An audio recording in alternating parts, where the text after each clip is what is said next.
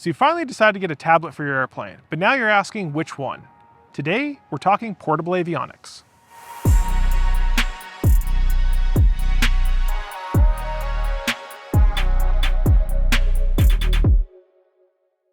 So right out the gate, your first question is going to be Android versus iPad, and the answer to that's very simple. It's an iPad every time. Now when I'm talking about Android, I'm talking about Samsung or maybe Amazon Fire. They all kind of fall under the same umbrella. You see, Apple has a long history of supporting their products, but most Android tablets you're only going to get 2, maybe 3 years out of them. Now you can save a bunch of money by getting an Android tablet, but unfortunately the quality just doesn't tend to be there on the cheaper ones. Now most aviation software doesn't run on an Android tablet, so your iPad's generally going to be your best bet anyways. Now even amongst the iPad, there's a lot of different options, so we're going to go through all the nitty-gritty details to figure out which one's best for you. Now obviously the biggest difference is going to be size. Now I always fly with the iPad mini because it fits really nicely into my dash, but I also have really good eyes so I can see that really small screen. Most people fly with the mid-size one because it fits really well in a cockpit while also being very readable. Now there's also the larger iPad Pros. They have a much faster processor, but they're much more difficult to fit in an airplane, so I tend to avoid those. Now the next major option is going to be storage size.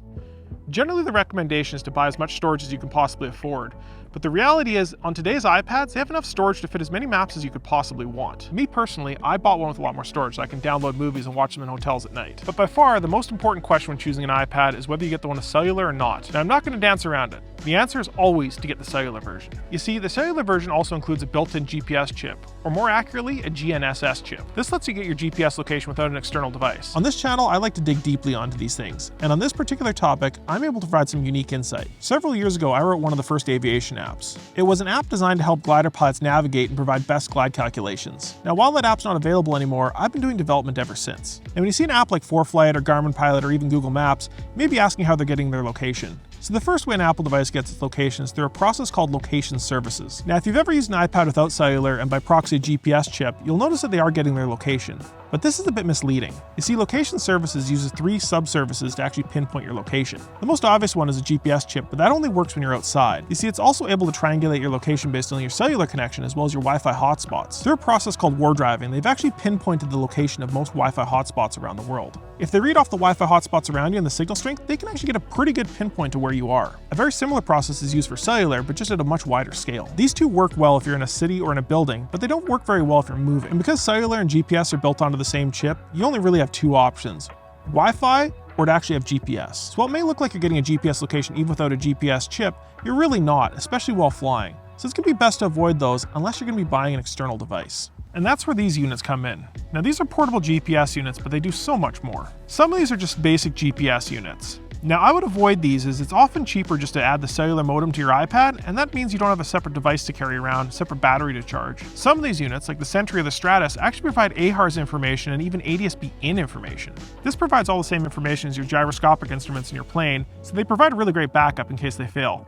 And sometimes they do. I saw a talk a few years ago from a Transportation Safety Board official where they noted the cause of an accident was partially instrumentation failure. One thing he said really stuck with me, and that was that if they had learned to use their ForeFlight and their backup AHRS unit, they might actually be alive today. I'm going to be discussing that in detail in a future video, so be sure to hit the subscribe button to get notified when that comes out. Now, one of the things you'll notice about these external units is they don't actually inject their location to other applications such as Google Maps. That means every application that needs to find its location needs to know how to talk to these external devices, and most applications don't. Fortunately, ForeFlight and Garmin Pilot know how to talk to these external devices, so you're okay there, but know that other applications like Google Maps aren't going to be able to use them. Now, the last piece of this puzzle is which software to use. I've been using ForeFlight for years and I absolutely love it, but Garmin Pilot is also a really good option. If you're just getting into it, Flight Plan Go is also a very good option, but know that you get what you pay for. Higher level options on ForeFlight and Garmin Pilot add a bunch of extra features like performance profiles, which can really help with fuel planning. When you're choosing an external receiver, not all of them are created equal.